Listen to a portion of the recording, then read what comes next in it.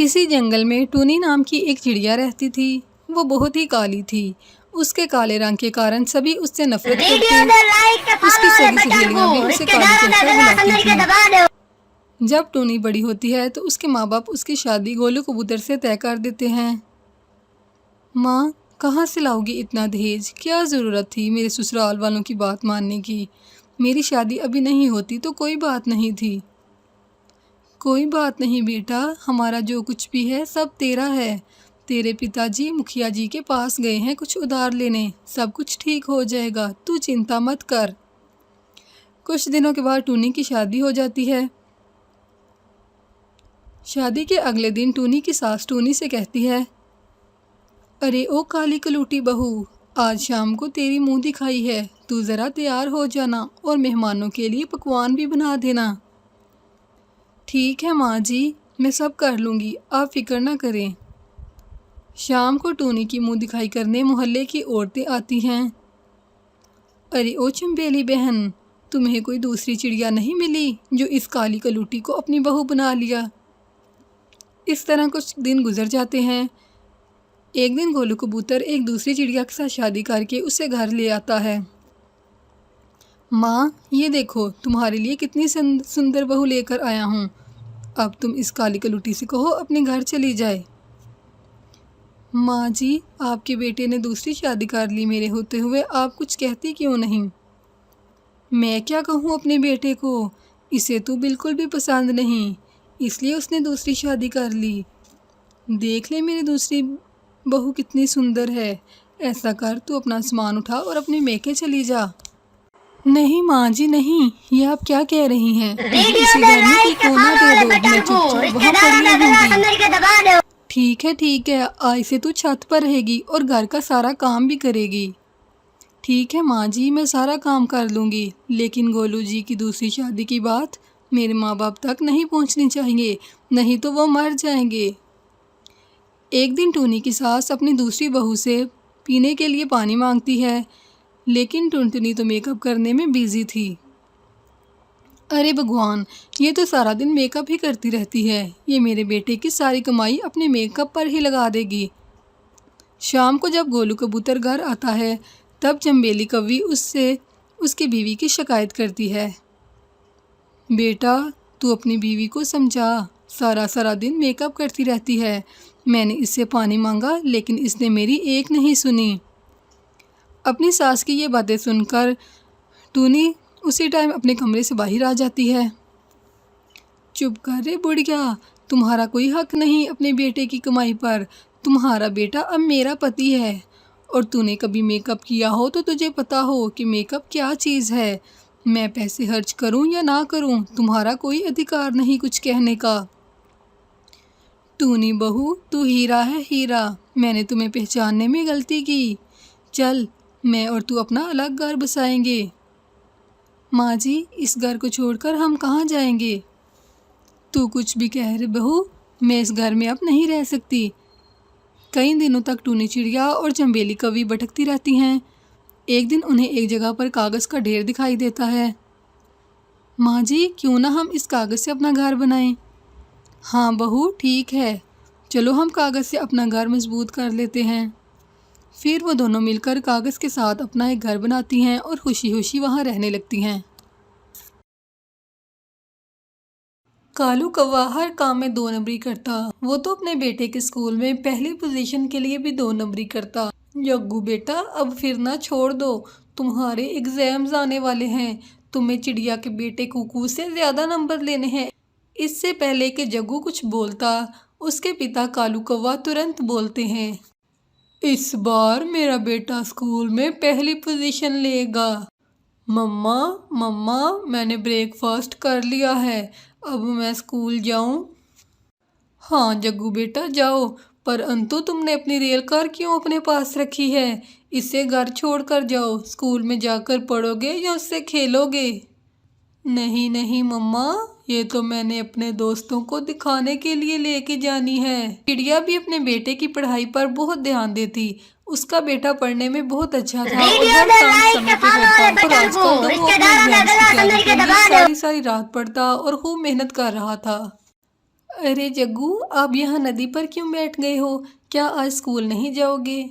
नहीं, मैं तो आज पूरा दिन अपनी व्हील कार्ट से खेलूंगा। मेरे पापा कहते हैं मैं पढ़ूं या ना पढ़ूं, मैं स्कूल में पहली पोजीशन लूंगा। ऐसा कैसे हो सकता है? अब आप बड़े हो गए हैं और अब आपके इन खिलौनों से खेलने के दिन नहीं। कुकू स्कूल चला जाता है। कुकू, आज जग्गू क्यों नहीं आया? टीचर जी, वो तो नदी पर बैठा खेल रहा था। ये जग्गू तो कोई काम समय पर नहीं करता। जब एग्जाम में फेल होगा फिर पता चलेगा उसके मम्मा पापा को। तो फिर कल हमने क्या पढ़ा था? ऐसे समय गुजरता गया। हर वो दिन आ जाता है जब जग्गू के एग्जाम्स शुरू हो जाते हैं। पापा, आज से मेरे एग्जाम्स शुरू हो रहे हैं। मुझे तो कुछ आता ही नहीं। मैं कैसे पहली पोजीशन लूँगा? तुम जाओ जग्गू बेटा और जाकर एग्जाम में बैठ जाओ। बाकी का काम मेरा। जग्गू अपनी आंसर शीट लेके बैठ जाता है और क्वेश्चन पेपर को बार बार पढ़ता है। कालू कौवा कुछ चावल लेकर स्कूल के प्रिंसिपल के पास जाता है। वो भी कालू कौवे की तरह लालची था। तो पहली पोजीशन पर लाना है क्या तुम्हारे बेटे जग्गू कौवे को? जी जी सर जी, देख लें, मैं रिश्वत पूरी लेकर आया हूँ। ठीक है, तुम जाओ। तुम्हारे बेटे की फर्स्ट पोजीशन ही आएगी। मेरी मिठाई बाकी रह गई, वो भी आते जाते दे जाना। रिजल्ट अनाउंस होने का दिन आ जाता है। इस बार हमारे स्कूल में फर्स्ट पोजीशन ली है जग्गू कौवे ने। ऐसा कैसे हो सकता है? जग्गू तो कभी स्कूल भी नहीं आया था। घर जाकर कुकू रोने लग जाता है। चुप कर जाओ बेटा, जग्गू के पापा कालू कौवे ने किसी को रिश्वत दी है। मुझे कालू का सब पता है। गोरी कौवी पूरे जंगल में मिठाई बांटती है। ये लो चिड़िया, मिठाई खाओ। मेरे बेटे ने पूरे जंगल में हमारा नाम रोशन किया है। पढ़ाई मुकम्मल करने के बाद पहला काम होता है जॉब। फिर कुकू और जग्गू जॉब ढूंढने जाते हैं। वो एक पुलिस ऑफिस में जाते हैं। वहाँ एक पुलिस ऑफिसर उनका टेस्ट लेता है। जग्गू, तुम बताओ, अगर हमने कहीं से भोजन तलाश करना है तो हम कैसे करेंगे? वीडियो में लाइक के फॉलो वाले बटन को रिश्तेदारों का गला समझ के दबा दो। सो जाएं तो किसी भी पक्षी के घर से भोजन चुरा लाएं। लेकिन कुकू इस सवाल का जवाब बिल्कुल ठीक देता है। कुकू टेस्ट पास कर लेता है और उसे नौकरी मिल जाती है और जग्गू फेल हो जाता है। कालू जी, क्या फ़ायदा कुकू को स्कूल में फर्स्ट लाने का? अब जहाँ भी जॉब के लिए जाता है फेल होकर आता है। हाँ गौरी, अब मुझे पता चला कि रिश्वत देकर फर्स्ट पोजीशन लेने का कोई फ़ायदा नहीं। दूसरी तरफ चिड़िया बहुत खुश थी क्योंकि उसका बेटा पुलिस ऑफिसर बन गया था। उसने अपने बेटे को ढेरों दुआएं दी और खुशी खुशी अपने बेटे के साथ रहने लगी। वो चिड़िया अपने ऊंचे घर में तिनकों के घोंसले में बैठी हुई थी क्योंकि कुछ ही दिन पहले उसका पक्का लकड़ियों का घर तेज़ हवा से टूट गया था और अब उसके पास समय नहीं था कि वो अपना नया घर बना सके। पास ही एक कौवा और एक कौवी रहते थे जिनका घर पक्का था और लकड़ियों से बना था। कालू जी, पूरे 4 बच्चे निकले हैं इस छोटी चिड़िया के अंडों से, और तुम्हें तो पता है वो चिड़िया आसपास का सारा दाना खा जाती है, और अब अगर उसके बच्चे बड़े हो गए तो फिर तो हमें भूखा ही मरना पड़ेगा, और मेरा जग्गू कैसे भूखा रहेगा? हाँ गौरी, मुझे भी यही चिंता खाए जा रही है। अब तो इस चिड़िया का कुछ करना ही होगा। मेरे पास एक उपाय है। तुम जग्गू का ध्यान रखना और मैं जाता हूँ चिड़िया के पास। और फिर कालू कौवा चिड़िया के पास जाता है। चिड़िया बहन, कैसी हो? क्या हो रहा है? कालू भैया, मैं तो दाने की खोज में जाने ही वाली थी। मेरे बच्चे भूखे हैं। चिड़िया बहन, आजकल जंगल में चील आई है। अगर उसने तुम्हारे बच्चे देख लिए तो वो तुम्हारे बच्चों को खा जाएगी। तुम जब भी दाने की तलाश में जाओ अपने बच्चों को मेरे घर छोड़ जाया करो। मैं तुम्हारे बच्चों का बहुत ध्यान रखूंगा और इसके बदले तुम मेरे लिए दाना ले आना। चिड़िया ये सोचकर बहुत खुश हो जाती है और दाने की खोज में निकल जाती है। अब तो इन बच्चों को चील खा जाएगी, मगर चील को कैसे पता चलेगा? मैं ऐसा करता हूँ, गोरी को जाकर कहता हूँ कि वो चील को बता आए कि बच्चे अकेले हैं, वो आकर इन बच्चों को खा ले। फिर कौवा उसी समय गोरी के पास जाता है। गोरी, जल्दी जाओ, अपनी सहेली चील को बुला लाओ कि वो आकर चिड़िया के बच्चों को खा ले। कालू जी, मैं चील को बुला लाती हूँ, तुम जग्गू का ध्यान रखना। फिर गोरी चील को लेने चली जाती है और उसे चील का घर पता था।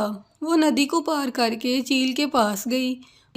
वो अभी थोड़ी ही दूर थी, उसने देखा कि चील उधर बैठी एक कौवे को मारकर खा रही थी और मज़े कर रही थी। अरे ये क्या, मेरी सहेली तो कौवे भी खाती है। लगता है मेरी सहेली इसीलिए बनी होगी मुझे खाने के लिए। और फिर गोरी कौवी वहाँ से भाग जाती है। कालू जी, मेरी सहेली तो मुझे ही धोखा दे रही थी।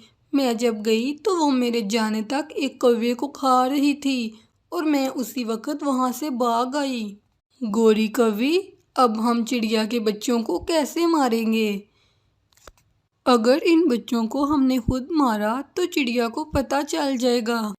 और फिर रात हो जाती है। कौवा और कौवी अपने बच्चे के साथ सो जाते हैं। चिड़िया भी अपने बच्चों के साथ सो जाती है। और फिर दूसरे दिन चिड़िया अपने बच्चों को लेकर कौवे के घर जाती है। कौवे भैया, दरवाज़ा खोलें, मैं अपने बच्चों को आपके घर छोड़ने आई हूँ, मुझे भोजन लेने जाना है। कालू जी, अब क्या करें, ये चिड़िया तो अपने बच्चों को घर तक ले आई। गोरी कौवी, एक बार इन बच्चों को अंदर तो आने दो, फिर हम देख लेंगे इन बच्चों का क्या करना है। फिर कालू दरवाज़ा खोलता है और चिड़िया घर के अंदर चली जाती है। कालू भैया, आप आए ही नहीं थे, मुझे देर हो रही थी, मैं इसलिए बच्चों को आपके घर ले आई। हाँ चिड़िया बहन, जाओ, शाम को भोजन लेती आना हमारे लिए। फिर चिड़िया वहाँ से चली जाती है। कालू जी, अब क्या करें इस चिड़िया के बच्चों का? अरे चुप करके बैठो, अब अगर शोर किया तो मैं तुम सबको चील के हवाले कर दूंगा। कुछ समय के बाद चिड़िया भोजन ले आती है। कालू भैया, ये ले भोजन, बस इतना ही मिला था, इसमें से मैंने आधा आपको दे दिया और आधा मैंने अपने लिए रख दिया। और फिर चिड़िया अपने बच्चों को वहाँ से लेकर चली जाती है। चलो ये तो अच्छा हो गया, कौवा थोड़े से भोजन के बदले में मेरे बच्चों का ख्याल तो रखता है। लेकिन चिड़िया ये सब ऊपर ऊपर से कह रही थी, हकीकत वो जानती थी कि कालू कौवा उसको और उसके बच्चों को मारने के उपाय ढूंढ रहा है और वो सब नाटक कर रहा है। कालू जी, दिन रात गुजरता जा रहा है और चिड़िया के बच्चे बड़े होते जा रहे हैं। अगर चिड़िया के बच्चे बड़े हो गए तो वो सारा दाना खा जाएंगे। फिर जोरदार बिजली चमकती है और बारिश शुरू हो जाती है। कालू जी, बाहर तो बारिश शुरू हो गई है। गोरी कौवी, जो हम ना कर सके वो इस बारिश ने कर दिया, अब तो भीगेंगे चिड़िया के बच्चे और मरेंगे। बारिश बहुत तेज़ है, मैं अपने बच्चों को लेकर कालू के घर चली जाती हूँ, वो ज़रूर मेरी मदद करेगा। कालू भैया, बारिश बहुत तेज़ है, दरवाज़ा खोलें। चल भाग इधर से, मैं तुम्हारी मदद क्यों करूं? मैं तो पहले ही तुम्हें मारना चाहता था, आई बड़ी मेरी दोस्त बनने वाली, चल भाग इधर से। चिड़िया ये सब सुनकर बहुत दुखी होती है, उसे समझ नहीं आ रही थी कि वो इस बारिश में कहाँ जाए। फिर सुबह हो जाती है, वो वहाँ से उठने ही वाली थी कि पास वाला पेड़ उसे आवाज़ देता है, छोटी चिड़िया, मेरे तने में जो सुराख है तुम उससे अपना घर बना लो और इसमें अपने बच्चों को लेकर बैठ जाओ। ये सुराख बाहर से छोटा है, अंदर से एक बड़े घर जितना है। चिड़िया ये सुनकर बहुत खुश होती है और वो उस छेद में चली जाती है। वो छेद अंदर से एक बड़े घर की तरह था। बारिश तो रुकने का नाम ही नहीं ले रही थी, मगर चिड़िया को अब कोई परेशानी नहीं थी। तेज़ बारिश से जंगल में सैलाब आ जाता है और कौवे का घर पानी में डूब जाता है। कौवे का सारा अनाज पानी में बह गया। कालू जी, हम तो चिड़िया को मारना चाहते थे, अब तो हम खुद भी मरेंगे। वो उधर बैठे थे तो चिड़िया की नज़र उन पर पड़ती है। वो ज़ोर से आवाज़ लगाती है, कालू भैया इधर आ जाएं। कालू जी, ये चिड़िया हमें क्यों आवाज़ दे रही है? चलो जाकर देखते हैं। कालू भैया, आप मेरे घर में आ जाएं। मुझे ये घर भगवान ने दिया है। कालू और गोरी को बहुत अफसोस होता है। उन्होंने चिड़िया को हर तरह से नुकसान पहुंचाने की कोशिश की, मगर वो खुद मुसीबत में आ गए, लेकिन चिड़िया ने फिर भी उनकी मदद की। कालू और गोरी फिर चिड़िया से माफ़ी मांगते हैं।